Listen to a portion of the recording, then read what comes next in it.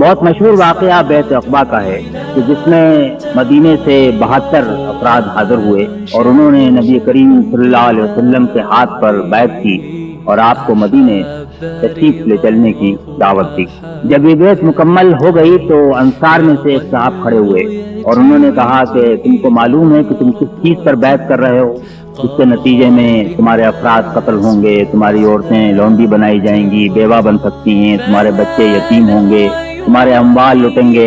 اور کیا تم اس سب کے لیے تیار ہو؟ تو انصار نے کہا کہ ہاں، ہم اس میں سے ہر قربانی دینے کے لیے تیار ہیں۔ جب یہ بیعت مکمل ہو گئی اور اس میں آپ دیکھ رہے ہیں کہ انصار نے اپنا سب کچھ اللہ کی راہ میں جہاد کے لیے، نبی کے ساتھ اپنے عہد کو وفا کرنے کے لیے اور نبی کے ساتھ ساتھ چلنے میں سب کچھ قربان کر دینے کے لیے معاہدہ اور عہد کر لیا۔ انہوں نے نبی کریم صلی اللہ علیہ وسلم سے سوال کیا کہ اگر ہم یہ سب کچھ کر گزریں گے اس کے بدلے میں ہمیں کیا ملے؟ اور آپ کا جواب صرف ایک لفظ تھا، جنت۔ اگر تم یہ سب کچھ کرو گے تو اس کے بدلے میں اللہ تعالیٰ تم کو جنت کے انعام سے سرفراز فرمائے۔ اسی کی طلب تھی اور اسی کی جستجو تھی اور اسی کی چاہت اور خواہش تھی کہ جو صحابہ کرام کے دل میں رچ بس گئی، اور اسی کا کچھ حصہ ہمارے آپ کے دلوں کے اندر بھی اگر پیدا ہوگا تو ہم صحیح معنوں میں دین کے لیے جدوجہد بھی کر سکیں گے اور اللہ تعالیٰ کے نام سے مستحق بھی ہے۔